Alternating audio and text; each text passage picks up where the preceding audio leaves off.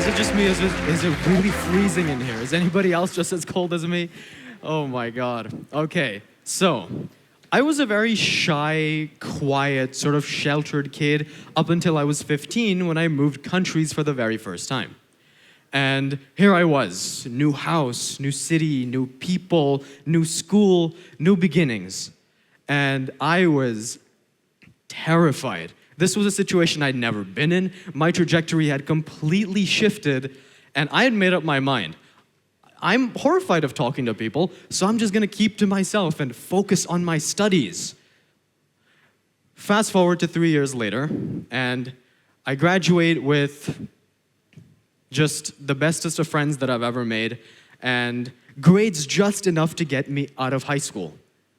So the total opposite of what I had planned. And that's because all I decided to do was pretend. I looked around me and I saw people that were starkly different from the ones that I'd grown up with. These were people that were a lot more outgoing, they were a lot more extroverted, they had so many more ideas, and I thought the only way to fit in is to pretend. It was as simple as telling myself overnight that, hey, you're a social guy, you can speak to people very easily, you can put yourself out there without any hesitation. And that's exactly what I did. But there's a little secret. Anything that you pretend to be or pretend to do has always been inside of you.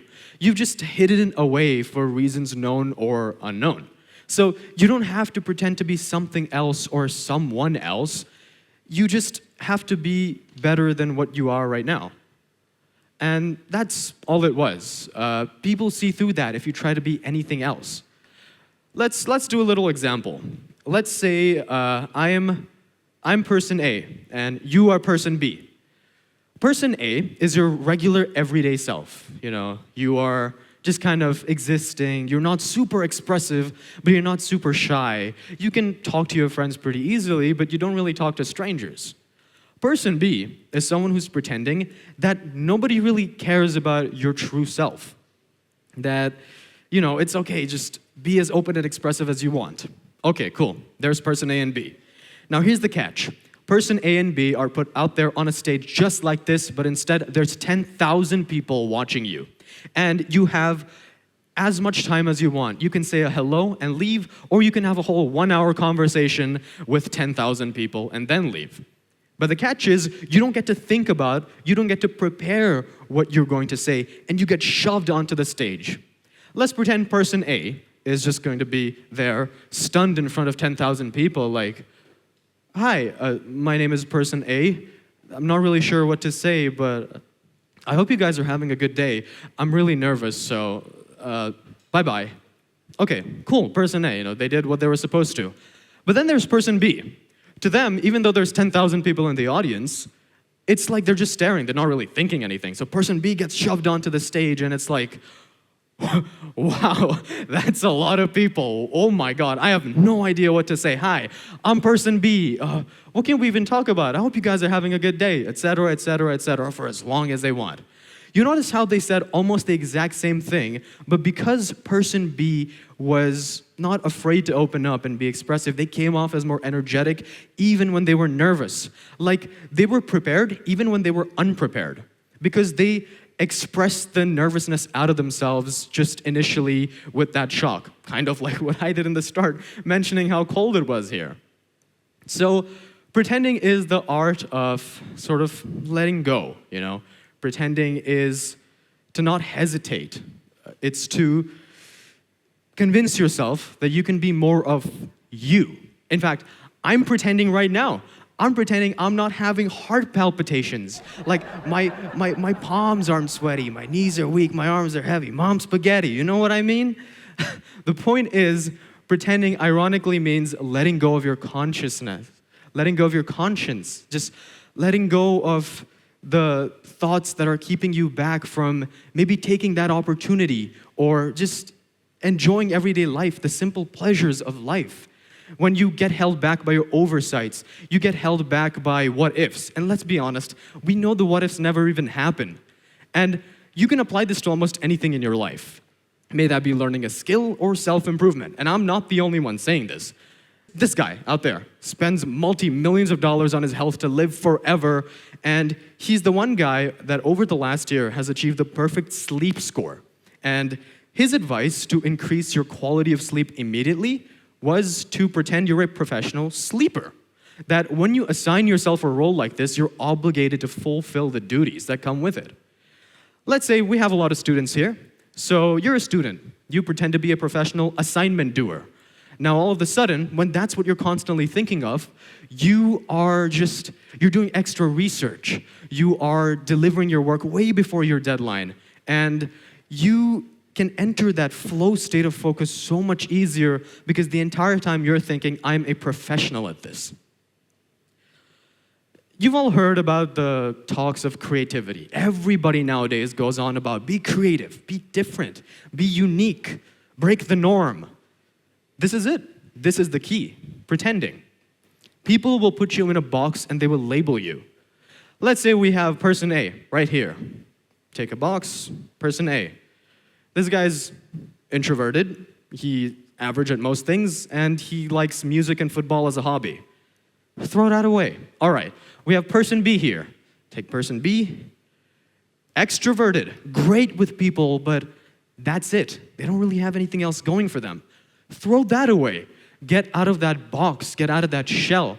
Pretend that you are comfortable with the uncomfortability, the uncertainty, the unfamiliarity, and you'll discover things about yourself that you never even could have fathomed existed. Pretend you're a scholar and you will be reading research papers on topics you're passionate about. Pretend you're a bodybuilder and you'll be going extra effort in the gym that week. Trust me, try it out. And clearly with the material that I've put up, you can see I didn't pretend to be a professional slide maker. I pour all my time into writing this talk, so I definitely rushed this one. But the point is, by giving yourself these creative pretends and doing them consistently and repeatedly, you are unlocking this different version of yourself. You're going to look back at yourself and you're going to think, wow, I could do that, you know. But also, I'm not going to lie to you. You're not going to be good at everything you pretend to do. Don't pretend to be a good mechanic and end up in this situation. That's not going to be favorable. So you can be proud of yourself, even in a couple of years and a couple of months, that I did that. And now, some of you may have concerns. What if I lose sight of my true self, my true feelings? And that's where the artistry of this comes into play. There's a very fine line between being a better version of yourself and being someone else. When you're in this mental state of pretending, you're not supposed to be running away from who you are, you're merely improving upon it. It's the difference between telling yourself, oh, I'm not doing great, I need to be a better version of myself, rather than, I'm not doing great, I just don't want to be myself, I want to be someone else. And I found this out the hard way. I had a whole year of pretending, or unknowingly pretending, that I understand everything I know, that I know what I'm supposed to feel, and if I felt anything else, I was wrong to feel that. I convinced myself that I had skipped these developmental stages of life and that I understand people and their feelings perfectly now. God, was I wrong, like every other 20-something-year-old on the planet. Hell, I'd even convinced myself that I know nothing because 20-year-olds aren't supposed to know anything. So I kept telling myself that, but I never really got it. And this was dangerous not only to me, but the people around me, my relationships. This is the one thing that you can't pretend. You can't pretend to feel a certain way. You feel what you feel, and you should let yourself feel that way. Pretending comes with actions, not your emotions. Like me up on this stage, there's going to be a lot of people throughout your life that are going to tell you about their experiences, and you're going to take away some inspiration, take away some lessons from them, and you're going to think, yeah, this is what's supposed to happen. This is what I'm supposed to do, but you're not really going to feel it inside of you. When I was in that unfamiliar situation with unfamiliar people, and even after that, I was always told, Jay, you got to study hard, you got to work hard, you got to take charge of your life. And I would listen to it, and I thought, yeah, I know that's what I'm supposed to do, but I don't feel the importance of it. And then I almost failed high school. That was my wake-up call. You saw the average grades I got. And at that point, I realized that, yeah, I took the advice, but I didn't really fully actualize it until I was in a situation where I could really use it. That goes for every lesson in your life. And finally, I decided, you know what, maybe I can be a professional pretender. But that's a paradox that just is not going to work, and we don't have the time to talk about. Though something that I hope me and everyone watching will realize is how to be a professional learner. To sit down and physically learn whatever you possibly can, because learning has become this art. And why it's the greatest purpose in life is a whole other conversation. But everyone has their ways. They have the Pomodoro, they have their blocks, they have their rewards, and some people have 5 shots of espresso and 12 hours to kill. But just like learning, pretending is an art, and you are the artist. Thank you.